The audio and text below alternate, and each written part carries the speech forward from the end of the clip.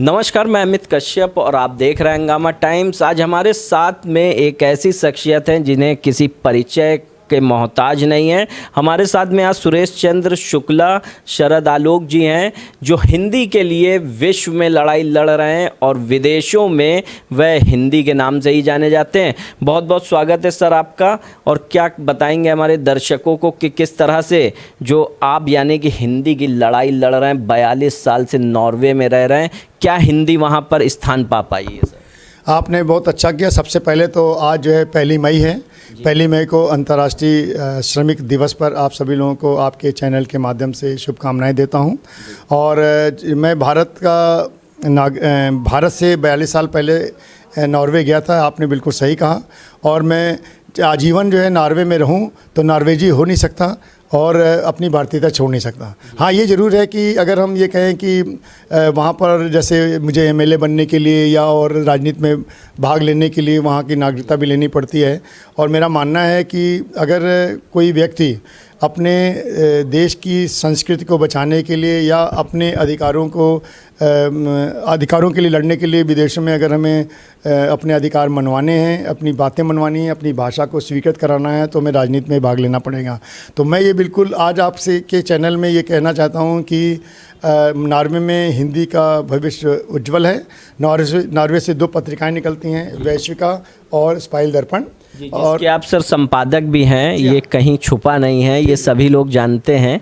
तो यानी कि हिंदी का स्थान नॉर्वे में क्या है? हिंदी की आपने बहुत सारी लड़ाइयाँ लड़ी हैं। आप एक यानी कि हिंदी के नाम से ही जाने भी जाते हैं, हिंदी पुत्र के नाम से। जी बिल्कुल, हिंदी हमारी अस्मिता की पहचान है। और अगर हम ये देखें, अगर हिंदी की बातें बताने के पहले मैं 2 बातें कहूँ कि जैसे दर्शन की बात करूँ, एक पाश्चात्य दर्शन है, एक भारतीय दर्शन है। पाश्चात्य दर्शन जो है भोगवाद संस्कृति के ऊपर आधारित है और भारतीय दर्शन जो है हमारी जो सांस्कृतिक परंपराओं के आधार पर है, जैसा भी है, जो भी है। तो हमारे जो हिंदी की सेवा करने का विदेशों में मेरा उद्देश्य ये भी है कि हमारी भारतीय संस्कृति, हमारी भारतीय भाषा और ये जो है हमारे बच्चों और आने वाले पीढ़ियों के लिए भी कार्य करती रहे। इसीलिए हम लोग जो है नई पीढ़ी के लोगों को भी जोड़ रहे हैं। और नॉर्वे में जो हिंदी की स्थिति इसलिए भी बहुत अच्छी है, नॉर्वे में जो है मातृभाषा के रूप में हिंदी पढ़ाई जाती है। और जबकि भारत में भी अभी नई शिक्षा नीति के हिसाब से हिंदी पढ़ाए जाने की बात तो की गई है, लेकिन उसके लिए संसाधन नहीं जुटाए गए हैं। अतः जो है उसके लिए अभी बहुत संघर्ष करने की ज़रूरत है। आज 1 मई है और संघर्ष का दिन है और ये सब आने वाले समय में ज़रूर एक दिन पूरा होगा। एक बात और कहना चाहता हूँ कि हम जब बात करते हैं कि संयुक्त राष्ट्र संघ में हिंदी को स्थान मिले, तो जैसे कि हमारे दीपक मिश्र जी ने एक कार्य किया है कि ट्विटर पर हिंदी को उन्होंने लाने के लिए एक संघर्ष किया और उसमें सफल हुए। इसी प्रकार मैं सभी आपके दर्शकों से कहना चाहता हूँ, मेरे भाइयों बहनों बेटियों और बच्चों, आप सब लोगों को राजनीति में सक्रिय होना चाहिए, क्योंकि राजनीति जो है एक व्यवस्था को ठीक करने का और संविधान को पारित करने का, उसको बनाए रखने का एक औजार है, टूल्स है। उसके बिना हम कभी भी अपनी ना तो अधिकार प्राप्त कर सकते हैं, ना ही अपने कर्तव्य सही तरह से पूरा से कर सकते हैं। हिंदी लिखने वाले विदेशों में बहुत ज़्यादा हैं और ये बड़ी खुशी की बात है कि भारत में अब विभिन्न विश्वविद्यालयों में प्रवासी साहित्य यानी विदेशों में जो हिंदी साहित्य लिखा जा रहा है और उसको भी स्वीकृति मिल रही है। और अभी आप एक उदाहरण के स्वरूप आपके इस कार्यक्रम में आपने देखा कि ये जो आज एक शिवम तिवारी जी जो अभी कल जो है हमारे साहित्य पर यानी जो सुरेश चंद्र शुक्ल शरद आलोक के साहित्य पे जो उन्होंने कल PhD प्राप्त की है, तो अब वो शिवम तिवारी से वो डॉक्टर शिवम तिवारी हो गए हैं। और आज उन्होंने ये आपके सामने ही ये मुझे भेंट किया, मुझे बहुत अच्छा लग रहा है। जी, मैं आपको दिखा दूं कि नॉर्वे से हिंदी का परिदृश्य और प्रवासी साहित्यकार सुरेश चंद्र शुक्ला शरद आलोक का योगदान, हिंदी विषय में PhD की उपाधि हेतु प्रस्तुत अपना शोध ग्रंथ मुझे भेंट किया है। तो ये जो है मेरे साहित्य पे शोध है, ये मेरा शोध नहीं है, मेरे ऊपर जो साहित्य है उस पर शोध है।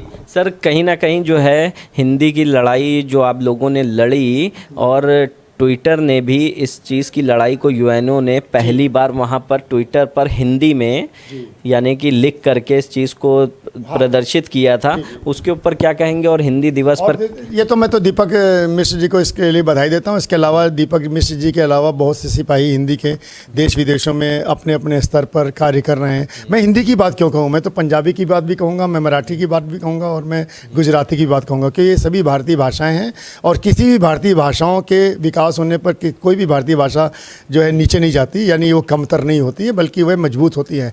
और हिंदी की यही शक्ति है कि हिंदी जो है किसी पर न थोपी गई है और न ही थोपी जा रही है, लेकिन हिंदी की शक्ति मेरी दृष्टि में इसलिए भी है कि वह गरीबों की भाषा है, वह आम जन की भाषा है, वह जो है बहुसंख्यक की भाषा है, वह देश विदेश दोनों की भाषा है। हाँ, एक बात ज़रूर है मैं उठाना चाहता हूँ, हालांकि इस बात को जो है दीपक मिश्र जी ने ही मुझे कहा था। अभी हमारे जो लखनऊ विश्वविद्यालय के एक समालोचक हैं योगेंद्र प्रताप सिंह जी, जो अभी विभागाध्यक्ष भी थे, तो उनके सामने बात हो रही थी, तो हम सभी लोग तीनों लोग इस बात से सहमत हैं, योगेंद्र प्रताप सिंह, दीपक मिश्र और मैं सुरेश चंद्र शुक्ल, कि क्या बात है कि भारत में जो है हम लोगों को जो है जो क्या कहते हैं भारत रत्न क्यों नहीं किसी भारतीय साहित्यकार को दिया जाता है, साहित्य के लिए दिया जाता है। हम राजनीतिज्ञों को देते हैं, खेल के लिए दे चुके हैं, संगीत के लिए दे चुके हैं, हम क्यों नहीं दे सकते? तो एक ये भी प्रश्न उठता है। और दूसरी बात जो है वीआईपी कल्चर जो है हम क्यों नहीं समाप्त कर सकते हैं, ये भी मैं कहना चाहता हूँ। इस वीआईपी कल्चर के कारण और भी बहुत सी चीज़ों के कारण एक श्रमिक दिवस चूँकि आज है, इसलिए मैं बताना चाहता हूँ और मैं ये मांग करता हूँ एक लेखक के नाते कि 2.5 करोड़ बच्चे केवल उत्तर प्रदेश में गाँव में ठीक से स्कूल नहीं जा पा रहे हैं। 2 साल जो है कोरोना काल में ये स्कूल बंद रहे हैं। बहुत से स्कूल जो है 3 महीने के बाद और 6 महीने के बाद मरम्मत के कारण जो है वो स्थायी तौर पे पढ़ाने लायक होते थे। अब मैंने एक कविता लिखी थी, तो पूरी कविता याद नहीं है, तो एक बच्चा जो है जाता है, देखता है कि सरकारी एक होल्डिंग लगी है, उसको लगता है कि हमारे स्कूल के पास होल्डिंग लगी है, शायद मेरे स्कूल में ब्लैक बोर्ड आ गया है, दोबारा जो है पढ़ाई शुरू हो जाएगी। लेकिन जब बात पास में आता है, वो अपने नेताओं के फ़ोटो देखता है, उसमें जो है वर्णमाला नहीं देखता, छोटा बड़ा निराश हो जाता है। तो ये बच्चों की जो व्यथा है हमारे नेता लोग भी समझें। और मैं और ज़्यादा कुछ नहीं कहना चाहता है, लेकिन ये कहना चाहता हूँ श्रमिक दिवस में सभी श्रमिक लोग एक हो और जो है हर घंटे संघर्ष करो, हर घंटे संघर्ष करो, 5 साल प्रतीक्षा मत करो नए चुनाव की, और आगे बढ़ करके अपना काम खुद करो। जी, बहुत बहुत धन्यवाद। ये थे हमारे साथ में सुरेश चंद्र शुक्ला शरद आलोक जी, हिंदी पुत्र, जिनसे हमने बात किया हिंदी दिवस पर कि किस तरह से जो वह 42 साल से नॉर्वे में रह रहे हैं और लगातार विदेशों में हिंदी की लड़ाई भी लड़ रहे हैं। हमने आपको उनके परिचय में बताया ही था कि वह 2 पत्रिकाओं के संपादक भी हैं, और हिंदी दिवस पर जो उन्होंने बताया आपने उनके मुख से सुना, जिसका पत्रिका स्पेल है और वैश्विका है।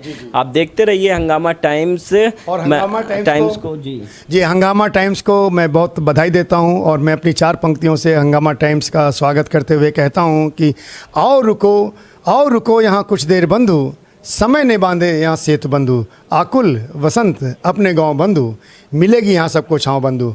और विदेशों में हिंदी की नौकरी भी बढ़ रही है, और यहाँ के लोगों को जो हिंदी में प्रवीण होंगे और विदेशी भाषाओं में प्रवीण होंगे वो नौकरी भी पा सकेंगे। और मैं 2 पंक्तियाँ और कहता हूँ बड़ी कविता की।